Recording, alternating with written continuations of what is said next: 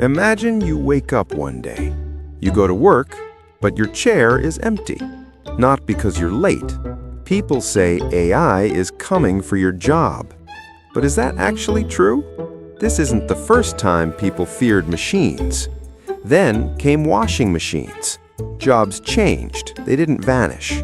So is AI just another tool or something different? Let's explain it simply, like you're 5. AI is not a brain. It doesn't think or understand. It looks for patterns. So AI replaces tasks, not people. Think of your job like Lego blocks. Some blocks are easy for AI. Copying, sorting, filling forms. These jobs are most exposed.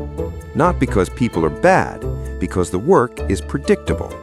Here's where people get confused.